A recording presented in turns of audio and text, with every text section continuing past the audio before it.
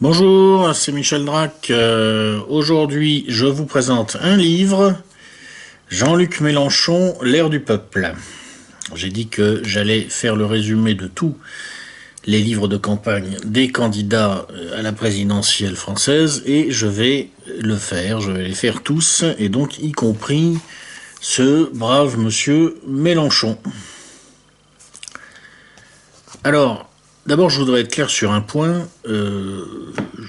Je ne peux pas prétendre à une objectivité parfaite, évidemment. Tout le monde l'a compris, je ne vais pas le cacher. Il y a 99,99% de chances pour qu'en avril, j'aille voter Marine Le Pen. À vue de nez. Bon. Mais cela dit, je vais essayer là de produire une analyse du discours de M. Mélenchon qui sera une analyse aussi objective en tout cas que possible. Je vais essayer de tendre à l'objectivité, d'oublier un moment mon positionnement, mes opinions, mon parti pris. Je vais juste essayer de regarder le bouquin tel qu'il est. Jean-Luc Mélenchon a fait l'effort de l'écrire. Je ne pense pas que ce soit le travail d'un nègre. Peut-être a-t-il été aidé, sans doute a-t-il eu des assistants, mais à mon avis, il a fait l'effort au moins de l'écrire en partie, donc il mérite qu'on fasse l'effort de le lire. Alors, évidemment, c'est pas un livre tout à fait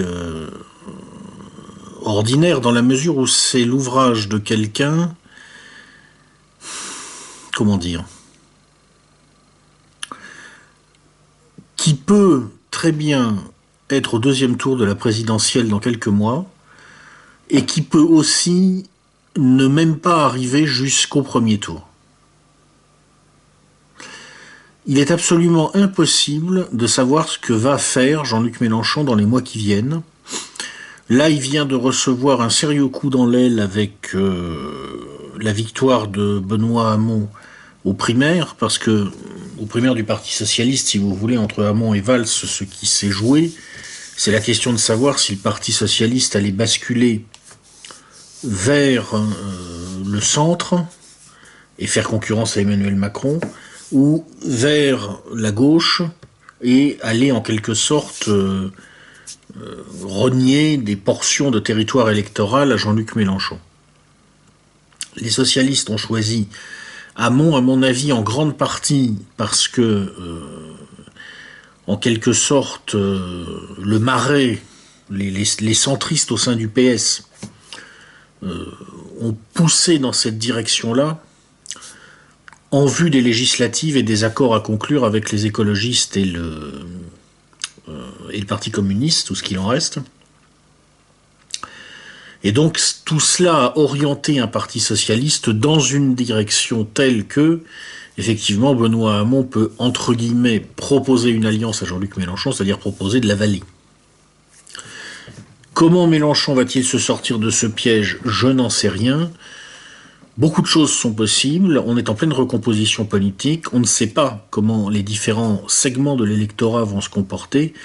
En tout cas, ce livre est le livre de quelqu'un qui probablement en ce moment, en quelque sorte, joue son destin. Je le prends comme tel, c'est-à-dire que je ne crois pas que ce soit un ouvrage en quelque sorte désincarné, désintéressé. C'est un livre qui se présente comme un livre de fond, de réflexion sur le long terme, mais je pense que la façon au moins dont ces réflexions sont présentées, ça a été largement influencé, on va dire, par des préoccupations de court terme. Il s'agit pour Jean-Luc Mélenchon de se positionner en même temps comme un acteur au-dessus de la mêlée et en même temps comme un point de ralliement possible pour tous les gens qui sont dans la mêlée à l'intérieur de la gauche. Bref, c'est un exercice délicat.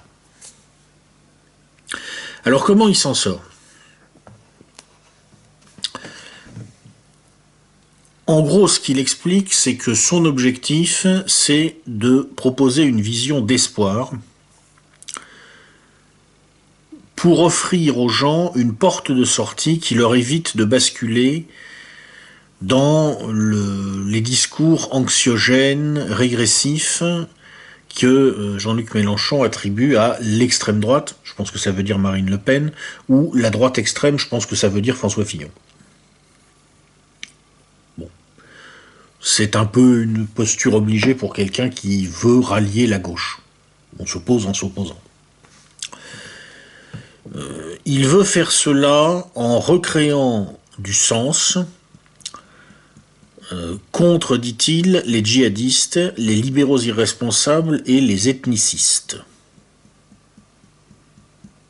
Et pour ça, il veut retrouver le sens du temps long pour construire une véritable gestion écologique de la société dans le cadre de ce qu'il appelle l'écosocialisme.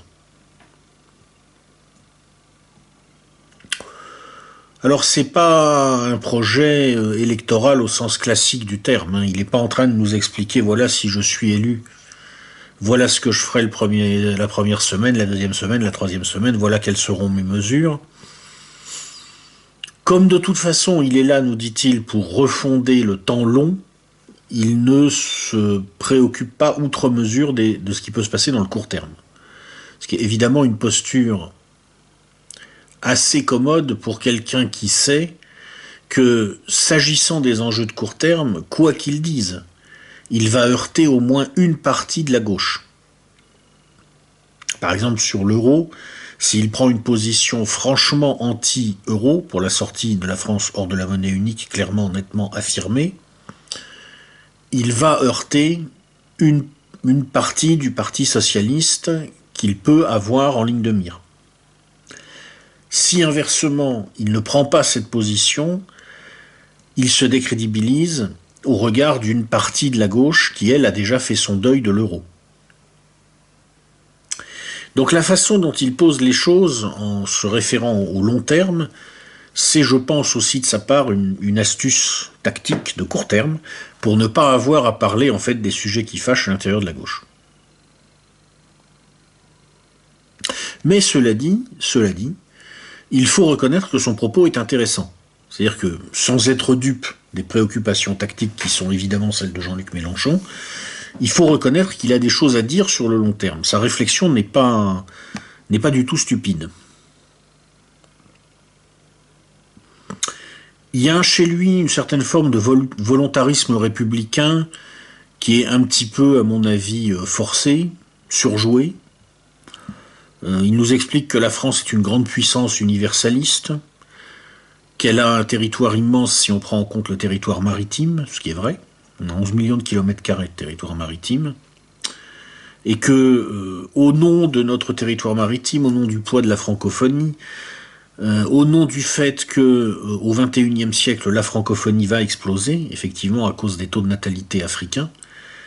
Au XXIe siècle, une naissance sur 4 dans le monde sera africaine. Et bon, ça, il ne le dit pas, mais on estime qu'en 2050, à peu près 85% des francophones seront des Africains. Et donc, il imagine, en quelque sorte, la France qui, pour lui, en fait, est la République. Comment dire ?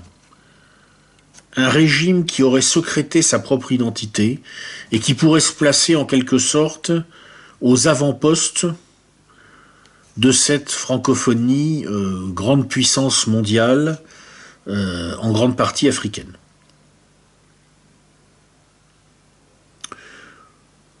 Bon, ça, personnellement, ça me fait un peu marrer parce que je ne crois pas, en fait, que les Africains nous attendent. Je pense qu'ils ont surtout envie, pour beaucoup d'entre eux, qu'on se casse de chez eux. Et je pense que Jean-Luc Mélenchon se fait beaucoup d'illusions s'il croit que les Sénégalais, les Nigériens, les Maliens, les Ivoiriens, pourquoi pas les Congolais, vont se sentir partie prenante du grand projet de la République française une et indivisible. Bon, d'accord, ils parlent français, souvent d'ailleurs c'est pas leur première langue, c'est une langue véhiculaire dans leur pays, mais c'est pas la langue vernaculaire souvent. Mais bon, ça va pas les pousser vraiment à s'inscrire dans cette grande République française universaliste rêvée par Jean-Luc Mélenchon. Donc c'est pas tellement ça qui est intéressant pour tout dire chez Mélenchon. En revanche, ce qui est intéressant, c'est son concept d'écosocialisme et la critique qu'il fait comment dire, de l'incapacité de la gauche actuelle à comprendre que cette fois, il faut vraiment sortir du capitalisme. C'est-à-dire qu'en gros, ce que nous dit Mélenchon, c'est que, bon, il le dit pas comme ça, mais je résume, ce qui est un peu triste dans l'histoire de la gauche, c'est qu'elle a passé un siècle à dire il faut sortir du capitalisme, alors que ça n'était pas mûr pour dire qu'il fallait en sortir, et que maintenant qu'il faut en sortir, elle ne le dit plus. Mais c'est maintenant, dit-il, qu'il faut le dire.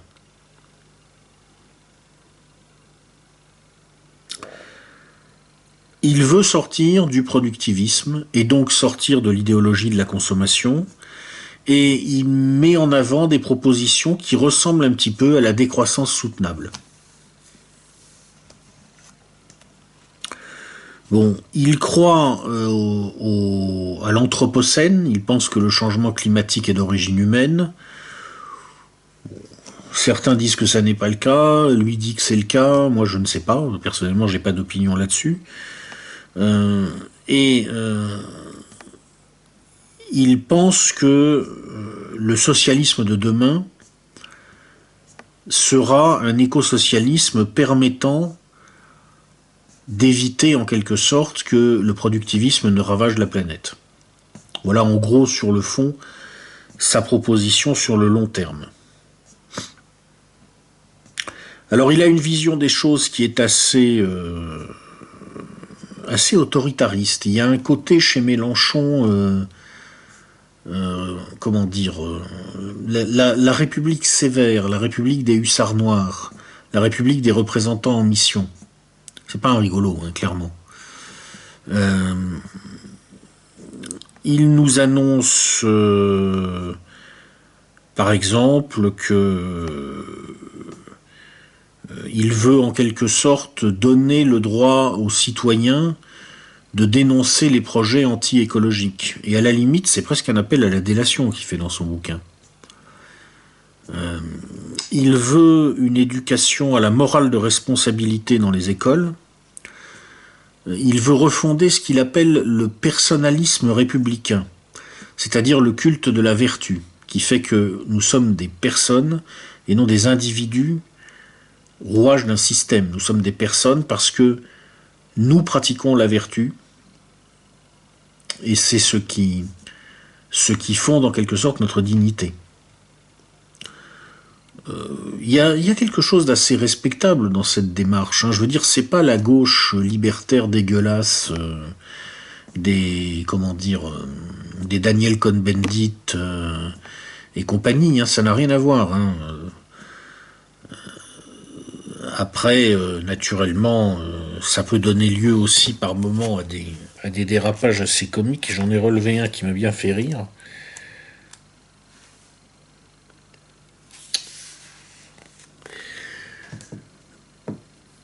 Il ne s'agit pas de changer nos frontières. Où le ferait-on? Et pourquoi?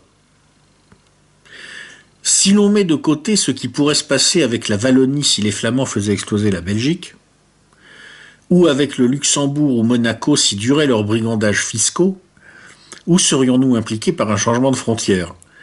C'est-à-dire que là, quand même, ce qu'il est en train d'expliquer, c'est que, en gros, si le Luxembourg continue à être un paradis fiscal, il veut qu'on y envoie un escadron de Charles Leclerc. Alors, il y a un côté presque grand guignol par moment, hein, dans la façon dont il surjoue la pose du volontarisme républicain. Vous imaginez Jean-Claude Juncker réveillé un matin par le tremblement de sa maison, qui ouvre sa fenêtre et qui voit sur la place devant chez lui un Charles Leclerc avec le buste de Méluche qui dépasse de la tourelle. En avant, camarades, suis au grand capital. Bon, mais enfin, cela dit, bon, au-delà de ce côté comique, il y a quelque chose d'assez respectable dans le discours de Mélenchon, je trouve. Surjoué, mais respectable.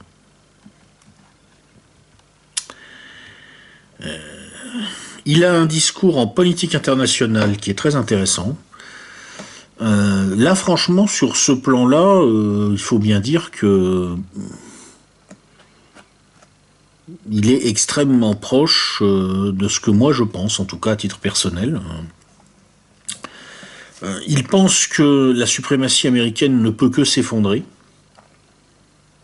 À long terme, il a forcément raison, à mon avis. Il faudrait un miracle pour que ça se maintienne. Et il dit en gros que la France doit s'inscrire dans le cadre du retournement du monde vers un monde multipolaire, plutôt dirigé en fait par les BRICS.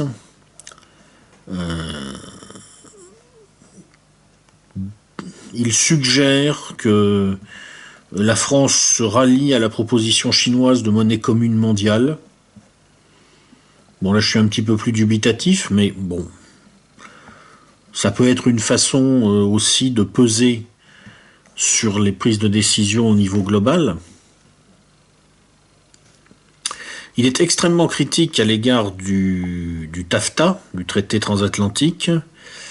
Il dénonce l'élargissement de l'OTAN, la mise en place du bouclier antimissile, où il rappelle qu'à ce niveau-là, Hollande a commis dès le début de son quinquennat une faute majeure, puisqu'il a donné son accord pour le déploiement de ce bouclier antimissile, ce qui est très dangereux, car la logique de ce bouclier, c'est la riposte graduée, ce qui est une doctrine complètement opposée à la doctrine française de la dissuasion.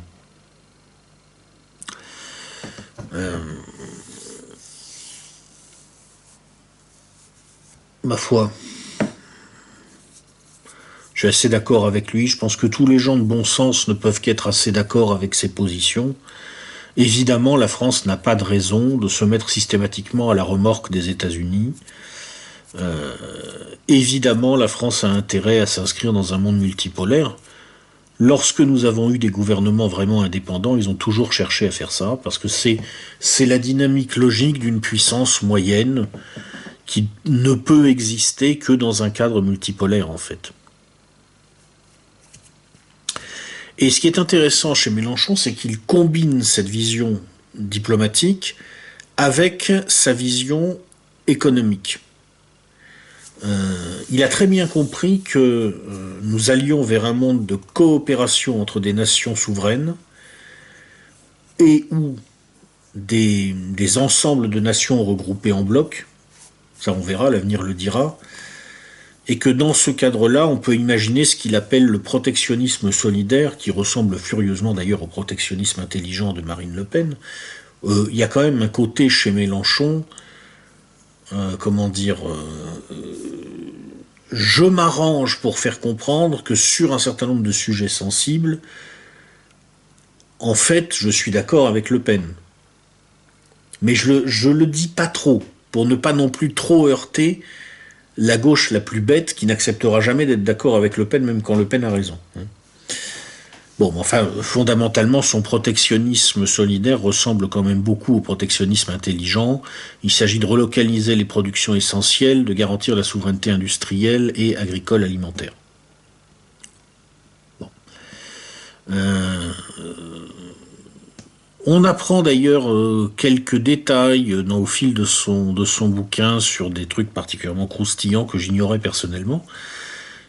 Par exemple, j'ai appris en lisant Jean-Luc Mélenchon que Alcatel a été obligé, sous Sarkozy puis sous Hollande, faute de bénéficier d'un certain nombre de soutiens publics, de mettre en dépôt de garantie ses 27 000 brevets chez une banque qui lui avait consenti un prêt de plus d'1 milliard d'euros et qui n'est autre que Goldman Sachs.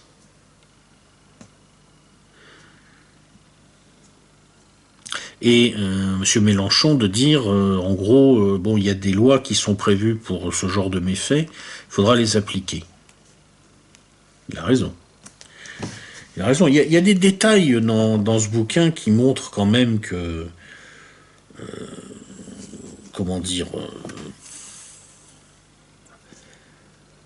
il fait beaucoup d'efforts pour nous convaincre qu'il n'est vraiment plus solidaire de l'arc institutionnel français.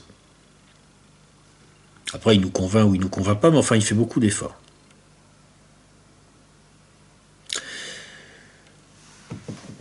Et alors, au final, quel est son projet politique? Comment il veut mettre en pratique cet éco-socialisme, ce protectionnisme solidaire, etc. Alors, clairement, son discours n'est pas « je vais être élu en 2017, je serai président et je vais appliquer mon programme. C'est pas ça. Son discours, c'est « Nous avons besoin d'accoucher un nouvel acteur historique, le peuple, une multitude qui se donne des buts communs en se mettant en réseau. » Et donc là, il assume une position franchement populiste. La classe révolutionnaire aujourd'hui, ce n'est plus le prolétariat, c'est le peuple mis en réseau. Pour une révolution qui ne commence plus dans l'entreprise, parce que le salariat est trop sous pression, parce que le syndicalisme est trop affaibli. Une révolution qui commence dans la rue, par la contestation, avec une aile marchande, qui n'est pas le prolétariat, mais qui est le précariat. Je crois qu'il y a une chose que Mélenchon a bien notée, les prolétaires, au sens des ouvriers, les employés, ne sont pas tellement avec lui. On sait très bien qu'aujourd'hui, par exemple, chez les ouvriers, Marine Le Pen fait pratiquement 50%. Mélenchon, à mon avis, doit faire 10-15%, pas plus.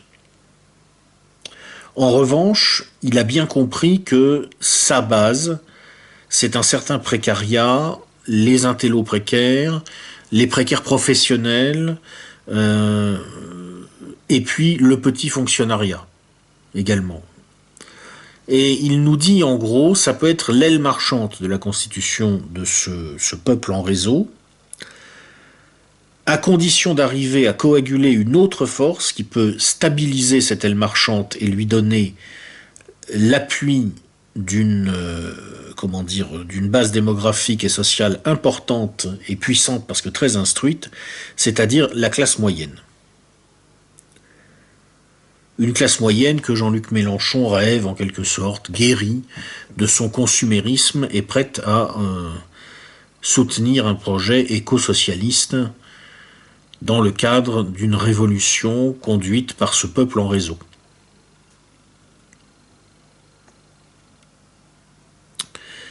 Comment cette révolution se déroule concrètement? Par la constitution d'un nouvel organe comme alternative à l'autorité légale, organe qui convoque une constituante et assemblée constituante qui à ce moment-là donne naissance à une nouvelle machine d'État, une machine d'État populaire, par opposition à la machine d'État capitaliste et technocratique, vidée en quelque sorte de son pouvoir par l'émergence de la révolution populaire, ou si on préfère populiste. Voilà le schéma révolutionnaire que Jean-Luc Mélenchon a en tête, et qui n'est clairement pas pour 2017, mais qui probablement dans son esprit peut être pour un peu après.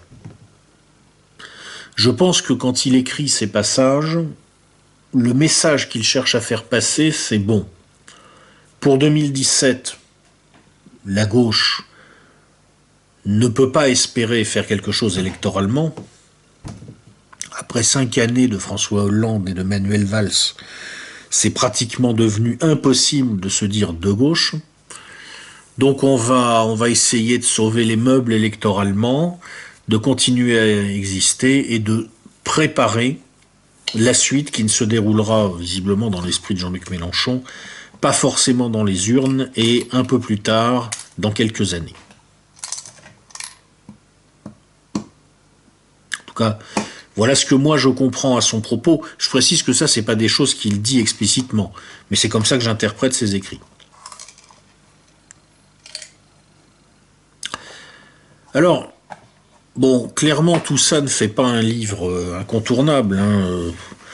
Ça ressemble un peu par moments quand même à une collection de thèmes porteurs, un peu culture web, qui sont organisés pour converger vers le projet de 6ème République. Il y a un côté chez Jean-Luc, bon, je regarde ce qui plaît aux jeunes, je mets un peu de ci, un peu de ça dans ma sauce, et puis à la fin, hop, je leur présente ce qui m'intéresse vraiment.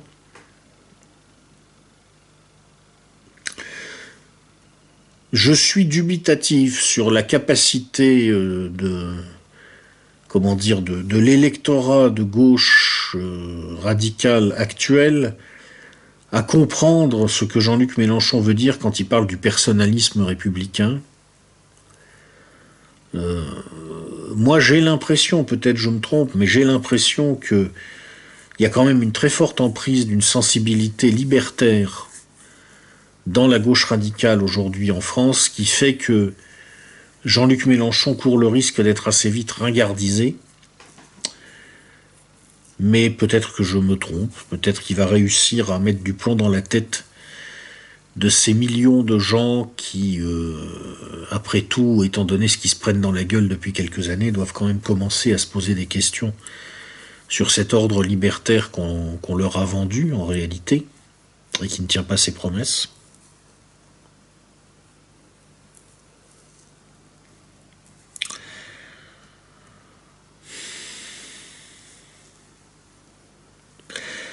Alors,